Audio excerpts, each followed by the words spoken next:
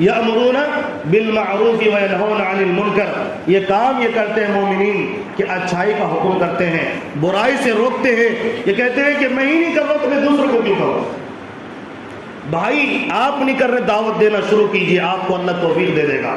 اگر کوئی برا کر رہا ہے اس کو برا کرنے سے روکیے، اللہ آپ کو توفیق دے دے گا، آپ برائی سے بچ جائیں گے۔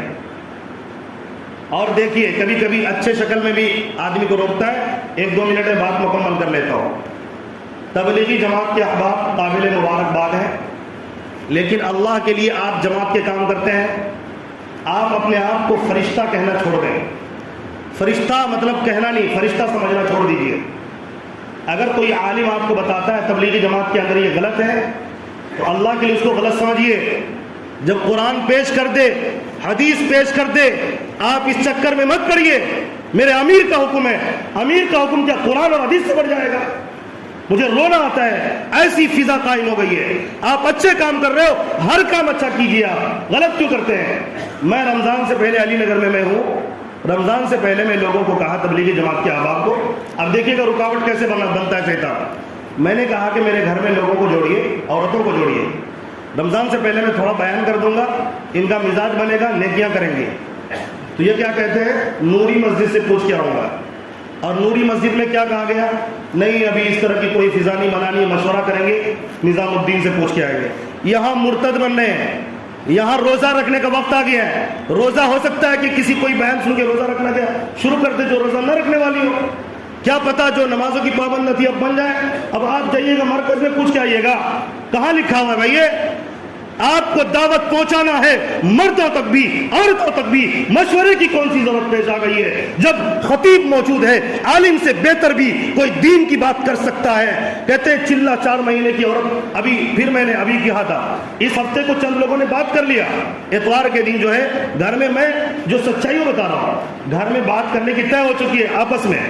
جو تبلیغی جماعت کے احباب ہیں وہ خوشی سے تیار ہیں کہ ٹھیک ہے بھائی اتوار کے دن لوگوں کو آپ کے گھر میں جوڑیں گے، آپ دین کی بات کریں گے۔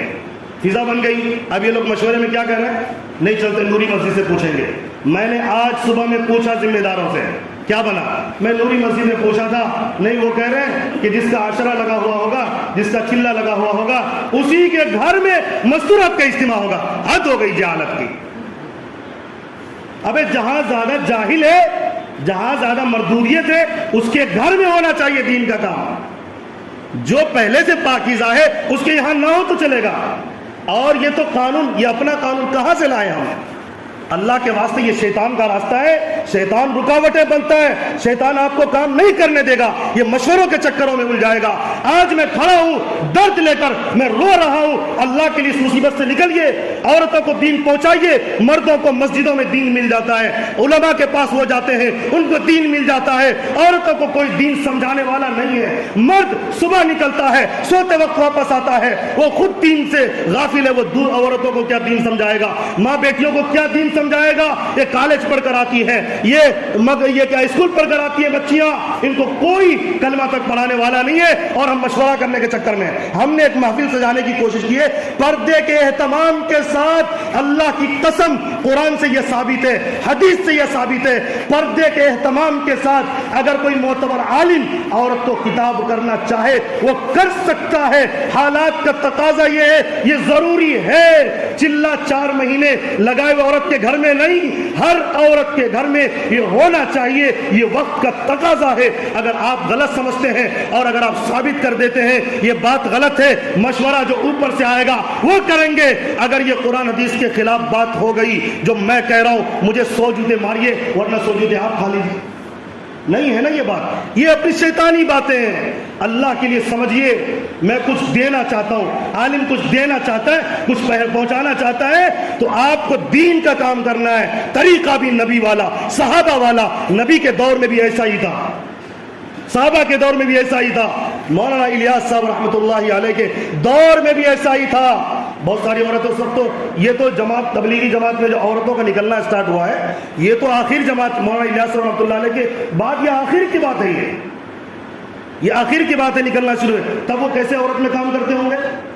یا اس سے پہلے کا جو زمانہ تھا صالحین کا، تابعین کا، صحابہ کا، وہ کیسے کام کرتے ہوں گے؟ یہی ایک طریقہ تھا۔ اس طریقے کو ختم کیسے کیا جا سکتا ہے؟ اسی لیے اپنا اٹکل پچو چھوڑ دیں، دین کا کام کریں گے دین کی روشنی میں، طریقہ نبوی کی روشنی میں۔ اللہ تبارک و تعالی ہم تمام کو دین کی صحیح سمجھ عطا فرمائے، ہم سب کو عمل کی توفیق عطا فرمائے۔